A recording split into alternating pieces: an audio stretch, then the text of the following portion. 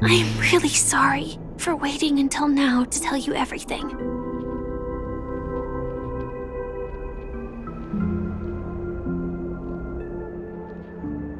Two reasons. Firstly, the script. In the future that Elio saw, Sam and the Astral Express's confrontation was inevitable. I tried to break the shackles of the prophecy, but this is as far as I could go. That aside, there were also my personal motives. I wished to travel with you as Firefly, and not Sam.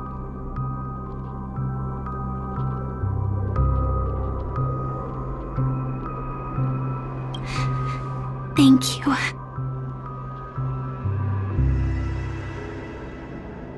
Elio only gave me one instruction. Allow the Astral Express to pursue the Grand Legacy. It means that the Watchmaker's legacy holds great significance to trailblazing. And to you. Elio's scripts used to revolve and expand around certain specific Stellarons. But with your appearance, this condition has apparently ceased to be appropriate. Perhaps he also saw the impossible in the future. Do you still remember that medical cabin I told you about? Well, that's Sam. It belongs to the Iron Cavalry of Glamoth's Firmament Frontline. A Firefly Type 4 tactical heavy assault mech. It is the cradle of my vitality. And the meaning of my birth. And for the longest time it was how I should have looked to the rest of the world. The timescale of Dreamflux Reef differs from reality, so we mustn't lower our guard. You're sensitive to Memoria. A slight misstep, and you could get lost in this memory zone.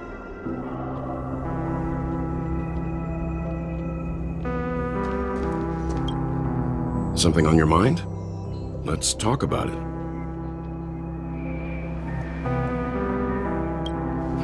No wonder Miss Acheron is so averse to drawing her blade.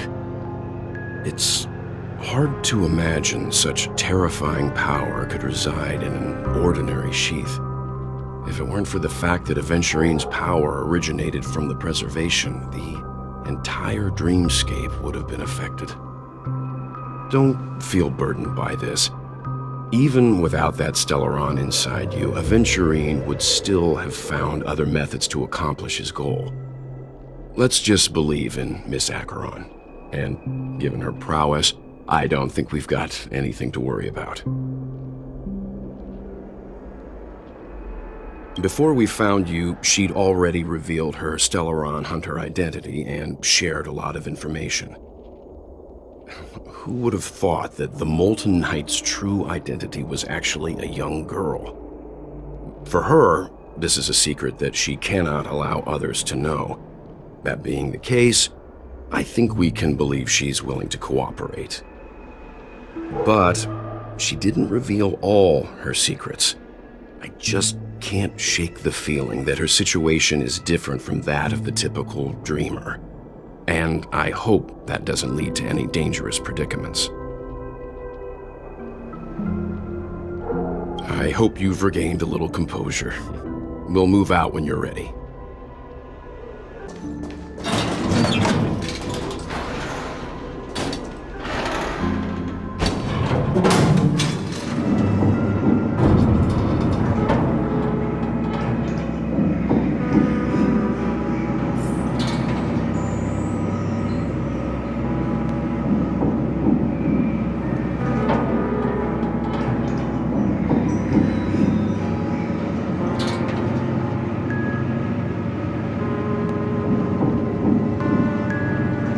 Unbelievable. To think there's a settlement of this size within the dreamscape, and all beyond the family's reach.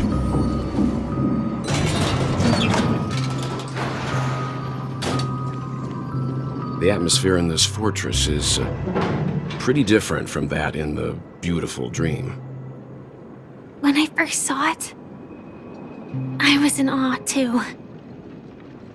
The sky here, it's like a reflection of the 12 dreamscapes.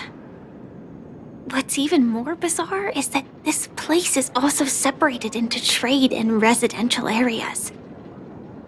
The layout may be simple, but the facilities are very comprehensive. It seems that there are quite a number of people living here. Though both dreamscapes have distinct styles, the architectural designs are quite similar. Works of the same hand, perhaps. Hard not to speculate on the connection. But there's no point in overthinking things. Let's meet up with Himiko and the others first. Take a right turn at the end of this road and you'll reach the trade district. There are more people there, and perhaps someone knows where she is. Not coming with us? The Astral Express likely needs room for some internal deliberation. In the meantime, I'll try and locate Gallagher. Sure. Let's reconnect later. Letting her go was the right decision. Further observations are needed before we decide whether to trust her. But first, there's someone I need to talk to. Let's go. I'm sure you've already noticed him. He's right over there. The Reverie Hotel's bellboy. How did he end up here? And right after Miss Acheron severed the beautiful dream. We'd better check, just to be sure. Huh? You're the guest from before. We meet again! And a new friend. Forgot to introduce myself. I'm the hotel's bellboy, Misha. Hello, Misha. I'm Welt. We met in a dream. Oh, and who might this be? Tick-tock! Old friend and new friend! Let's high-five! Your, memory zone meme? Nope. Clocky is a good friend of mine. We all live here. How did you two get here? This dreamscape isn't supposed to be open to the public. I wonder if it has something to do with Sleepy. So, this is your home? Yep. After my work in the beautiful dream ends, I'll go back home. Commuting used to be more convenient, but ever since travel became cumbersome, Sleepy started ferrying people back and forth between the two dreamscapes. This Sleepy. Can you describe what it looks like? Sleepy is a memory zone meme. Looks fierce and has many eyes. But it's actually really well behaved. Gallagher's been taking care of it. Based on the description, that meme is indisputably death. A nightmare for the family, but for the people who live here, well, that couldn't be further from the truth. Death? Not in a dream, surely. Sleepy's just a little aggressive, and sometimes messes up by fetching the wrong guess. But it would never hurt anyone. I see. Has it brought back any guests recently, say, in the last day or two? We're currently investigating a missing person case that occurred within the beautiful dream. I see. Then you'll have to speak with Gallagher. But he's currently busy hosting a visitor from the Oak family and specifically asked not to be disturbed. Mr. Yang, the person you're looking for, is it Miss Robin? Just as I thought. Considering what happened with Miss Firefly, this doesn't come as a surprise. If you're looking for Miss Robin, I can lead the way. She told me that she'd be willing to meet with outside guests. If it's not too much trouble. Also, we're looking for our missing companions. A woman with red hair accompanied by a girl with pink hair. Have you seen them? Oh, I haven't. But please, rest assured. Dreamflux Reef is a small place, and it's not as bustling as the beautiful Dream, but its safety is unmatched. How about this? Since it's your first time here in Dreamflux Reef, I'll be your guide and help you find your companions. And then we can all go visit Miss Robin together. She's gone to Mrs. Grace's to visit the children. She won't be leaving anytime soon, so there should be enough time. All right then, we'll follow your plan. Well, we now know the answer to both murder cases that have caused such commotion in Penacony. As for the intentions of the mastermind behind it all, we're still none the wiser.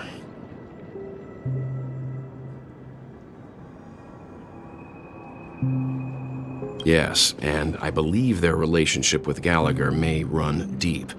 Why else would they be so clandestine about their discussion? Regardless, we have to find Gallagher. Say, you mentioned before that you saw Clocky that only you could see, right?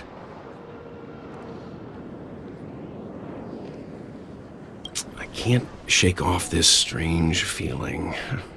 Am I really still so young at heart? Forget it. It's not important. We'd better just follow Misha.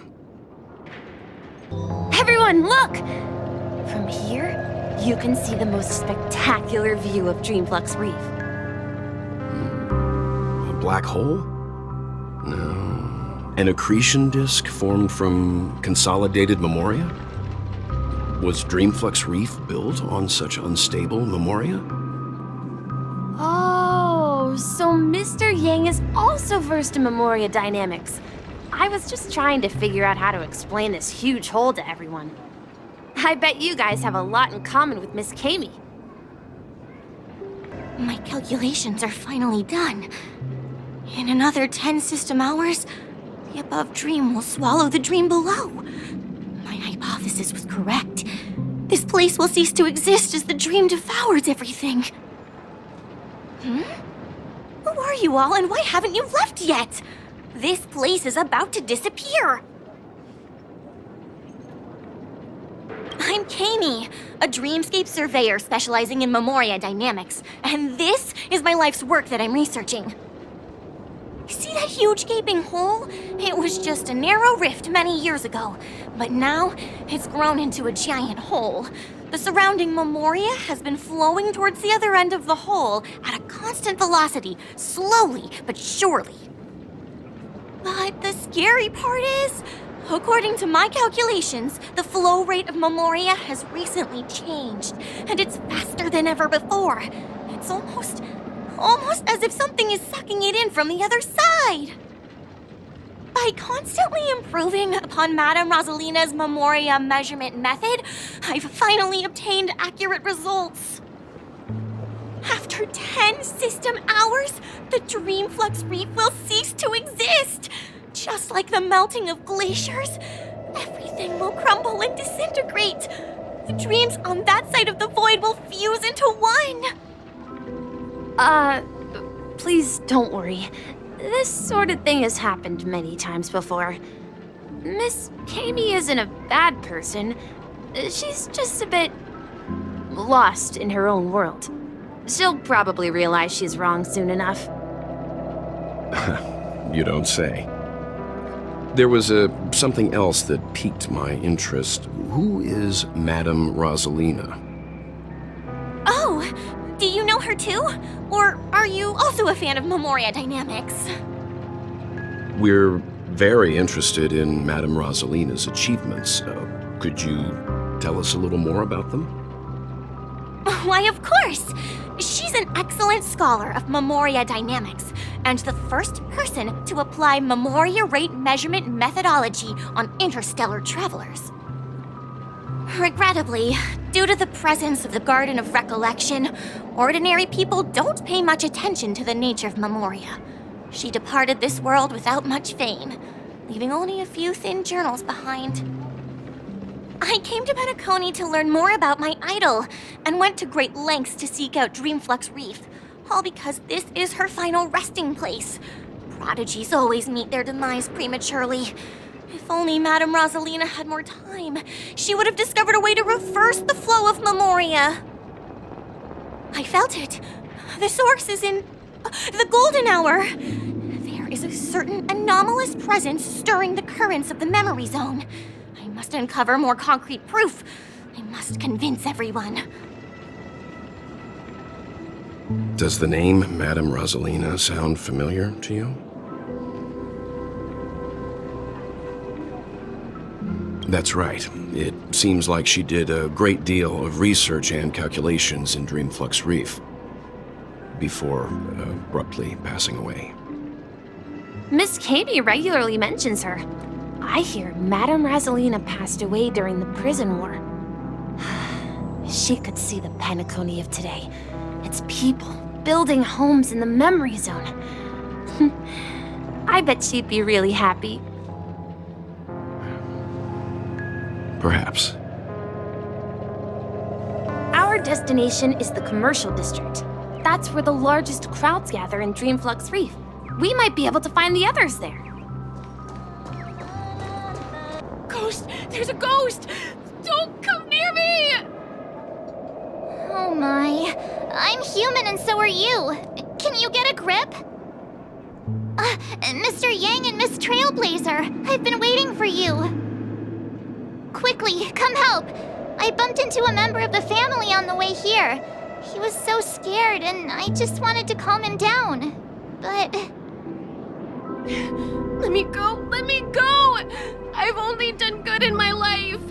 Why can't I rest in peace after death? well, this is how it turned out.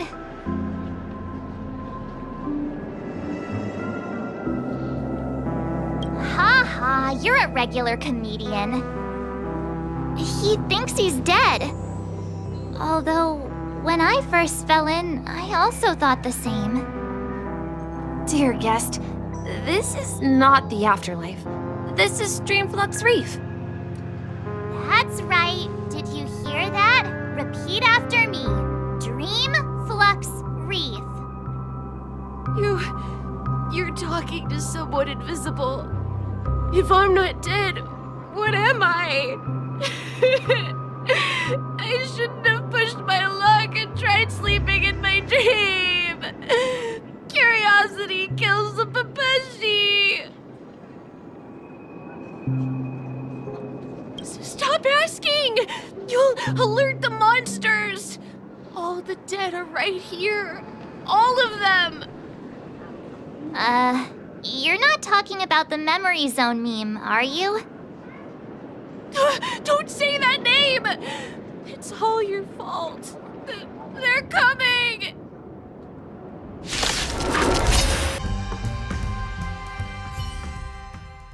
He passed out.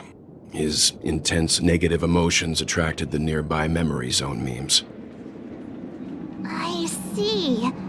But why aren't the other people around here scared? Unlike in the Sweet Dream, people here don't see memory zone memes as dangerous monsters. And even if they pose a threat, people can easily escape by forcing a wake-up call. But we can't just leave this man here. Can we take him somewhere safe? We can ask Jessie for help. I've gotten to know many locals while waiting for you guys. Everyone here is living a self-sufficient life. I don't know how to describe it, but this place feels like the real dreamscape. Evening, Jessie. Is it evening? Welcome, Miss March. Who might these be? These two are my friends. As for the man lying on the ground, he's a scaredy cat who fainted from fright. I see. Another poor guy who accidentally ended up here. I'll take care of him. There have been a lot of new faces lately. Things must be tough in the beautiful dream. The few remaining havens of freedom in Asdana will soon face trouble. Do such things often happen here? Not really, but they're becoming more frequent now. Guess it's one of the signs of the Sweet Dreams collapse. This man has had quite the shock. Could you help me find a Halovian lady march? Her songs can heal mental wounds. A Halovian lady? That must be Robin. She's also here in Dreamflux Reef. Huh? Robin? But I thought she... Oh, right. If Firefly is here safe and sound, then it means Robin must be okay too. Misha's about to take us to her to find out what happened. But before that, let's meet up with Himiko. You were with her earlier, right? We met some stowaways in the residential area. Most of them came from neighboring star systems. I heard that places like Dreamflux Reef are scattered throughout the memory zone of Asdana, like islands in the ocean. They existed before the family arrived. I also heard that when Dreamflux Reef took shape, it was the center of all dreamscapes in Penacony. If that's true, it's no wonder there are so many similarities between this place and the Sweet Dream. Himiko must be gathering information. Let's hurry up and get going. So that's how it is. I never imagined we'd gather the remaining details here. To borrow Gallagher's catchphrase, what an unpredictable twist of fate. Himiko, here they are. Ah, perfect timing. Now that everyone's here, I'd like to introduce everyone to Micah, who's partly in charge of the Land of the Exiles. Micah, these are my companions. It's a pleasure to meet the Nameless. You know us? I've been keeping an eye on you since the day you arrived in Penacony. We would have met under more appropriate circumstances if Dreamflux Reef hadn't been isolated from the 12 dreamscapes. Please, allow me to formally introduce myself. I'm Micah, the Gravekeeper of Dreamflux Reef. Gravekeeper? Life in Dreamflux Reef is pretty liberating. Everyone here mostly keeps to themselves, without meddling in others' affairs. My daily task involves cleaning a few tombstones. You're too modest, Micah. When lost dream chasers stumble upon this place, you're the one who takes care of them, guiding them back to the Sweet Dream, or showing them how to survive the wild dream chaos. So, a guardian of sorts. Were you talking to me, Mr. Yang?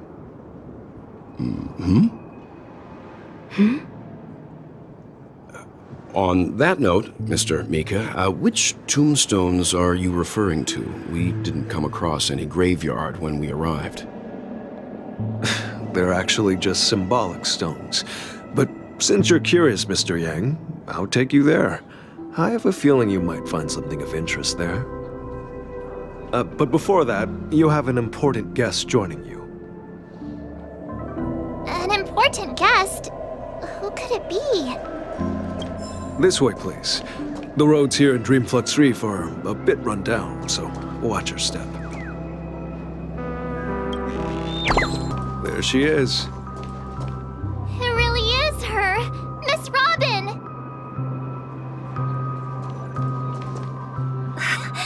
Everyone sang so wonderfully. It's not often that I tried this music style, but I've gained some valuable insights from it. Oh, I can't thank you enough, Robin. Well, these kids have made incredible progress in only a few days. It was nothing, Grace. I merely taught them how to sing.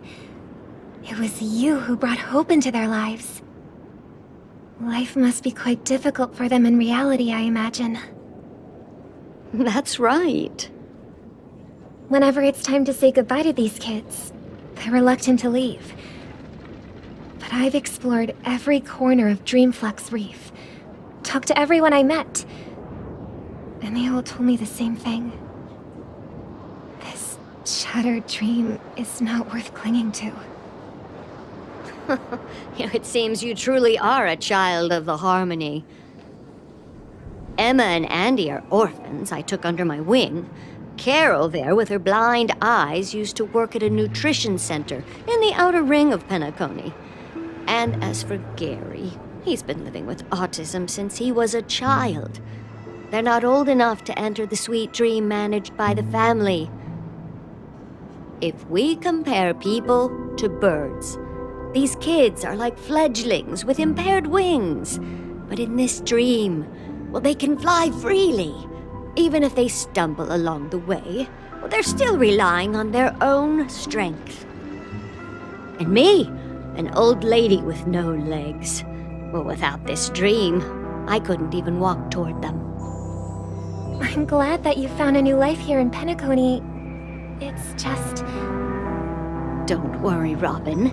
Dreams have their significance, but they aren't everything. Both the children and I understand this. No matter how long we fly through this dream, we will one day return to reality. But you know what? Emma and Gary aren't plagued by their insecurities anymore. No, and Carol is learning how to cope with her blindness. And Andy is livelier than ever. Well, even I've become more optimistic. You see, in dreams, we learn how to live. Once we return to reality, we learn how to survive. And should our feathers be damaged, then we share our wings with one another. There's no need to covet an illusory sky in dreams, because we have the right and the ability to fly towards a broader horizon. It's a relief to see you safe and sound, Miss Robin. It's nice to see you all again, Astral Express crew. I heard my disappearance caused quite the commotion out there. I'm really sorry about that. Since you're here, can we assume that you're fully aware of the situation in Penacony? Ever since I returned to Penacony, my voice started to change, until it gradually faded away. At first, I thought it was a temporary ailment, perhaps due to having been away too long. I thought maybe it just takes some time for my body to acclimate to the high concentration of Memoria and Asdana. But now it seems the root of the problem goes way beyond me. There are elements around me that don't align with the Harmony. And losing my voice is just one of the signs of the Sweet Dreams collapse. The Sweet Dreams collapse. That memo keeper mentioned the same thing. So it's real. While I was away from Penacony, the boundaries of the 12 dreamscapes kept expanding outward. But whenever I mentioned the anomalies in my dreams, all the family heads refused to talk about it. Only my brother was willing to respond. Later, I discovered the secret letters from the IPC ambassador, which further convinced me that there are hidden secrets beneath the surface of Penacony. So, following the clues in the Oak family's dossiers, I found my way here. The land of the exiles, concealed by the family under the guise of death. A dream within a dream, where Penacony's past is buried. Hearing you speak, it sounds as if your voice has made somewhat of a recovery. I hate to admit it, but the harmony in this place resonates more broadly than within the Sweet Dream. It's regrettable, but the family has experienced betrayal. The traitor, or traitors, abandoned their original principles and, using the name of Harmony, exploited people's weaknesses to turn Penacony into the planet of festivities, trapping everyone in the illusion of the Sweet Dream. This is not the strong defending the weak, but rather the strong exploiting the weak. A world without equality won't ever be favored by the Harmony. And naturally, those voices blessed by them have lost the ability to sing. Could there be another force influencing the family's shift in philosophy, Miss Robin? Considering what happened with Acheron, it's difficult to conceive of another entity within the realm of the Harmony capable of influencing everyone.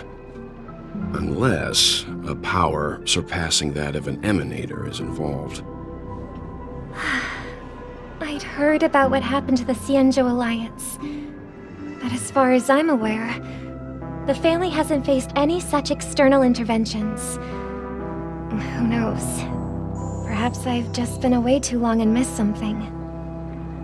Regardless, I cannot accept my home is moving towards the very opposite of what the Harmony represents, while still claiming to uphold it. I must uncover the reason why Mikhail cut ties with the family, and who exactly it was who betrayed us all. Do you remember our arrangement, Mr. Micah? Well, here's my answer. I've decided to forgo my role, and never step foot on the Charmony Festival stage again.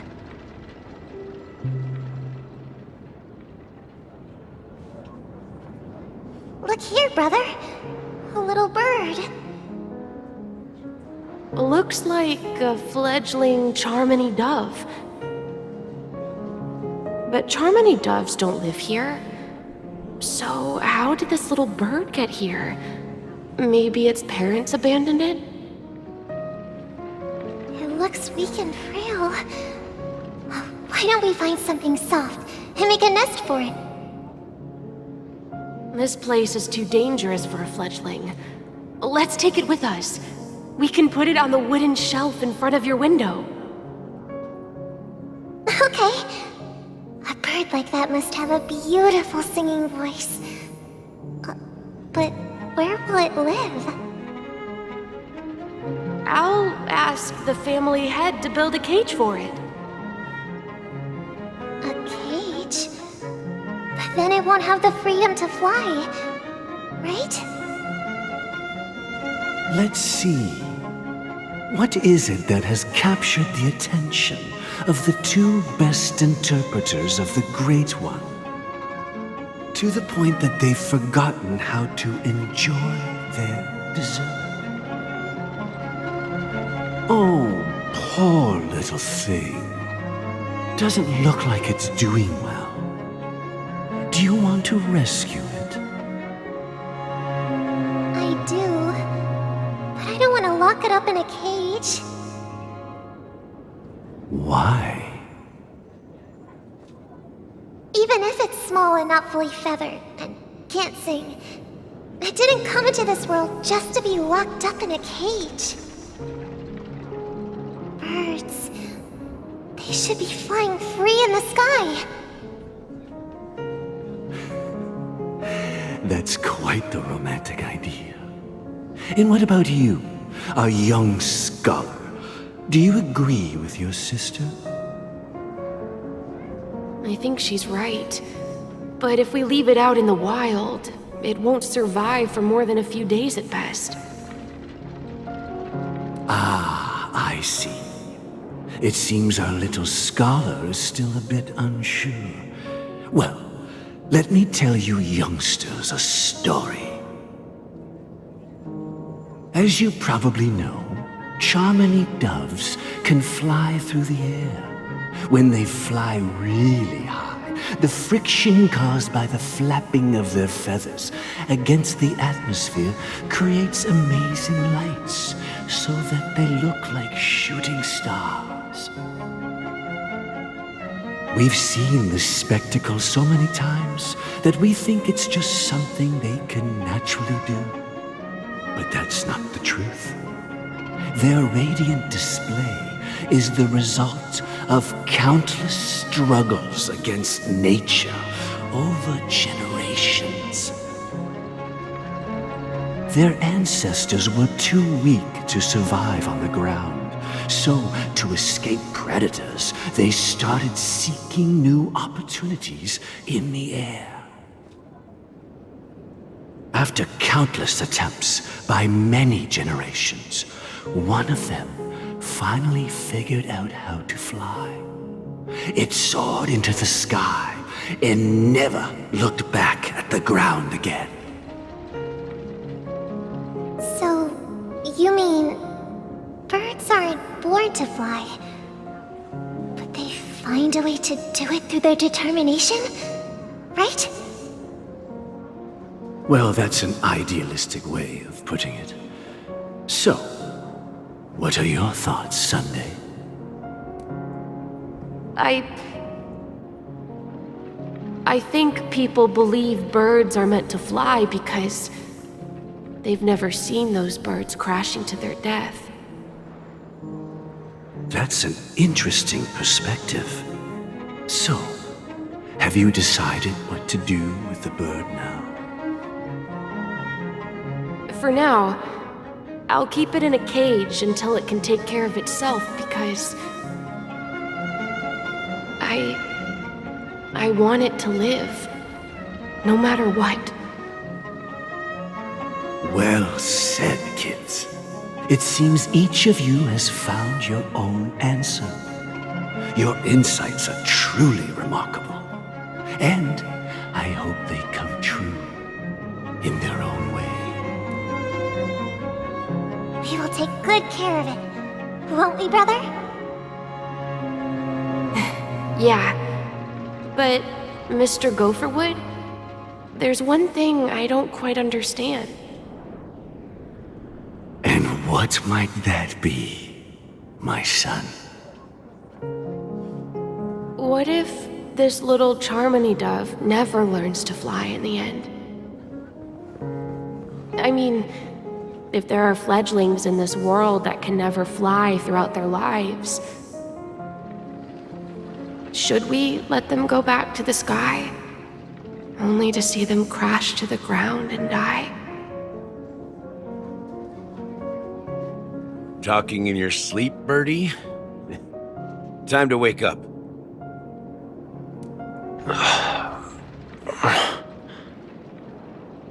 Huh? Need a hand? I'm still alive? Yeah. Happy about that.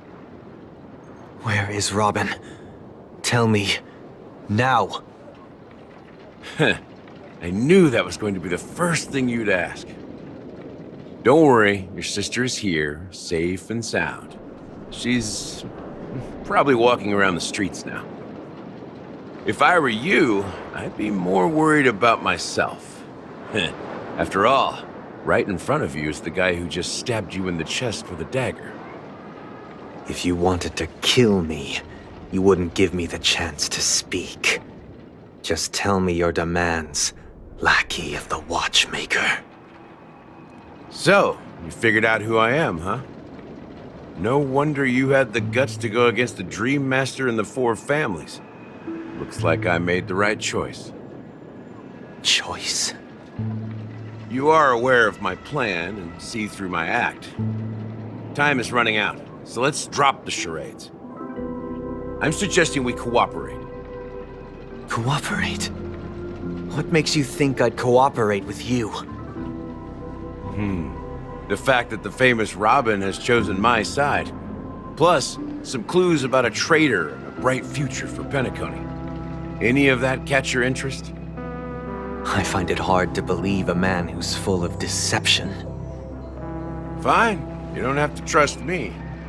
What you should trust is the sense of justice inside of you. Show me Robin first. All right, as you wish. Here she is. Huh? What's your trick this time? Just kidding. I mean, this lady will lead us to Robin, right? And the crew, too. There are too many people who you owe an explanation. That'd be great. Please follow me, Honorable Oak Family Head. Now, all the actors are on the stage.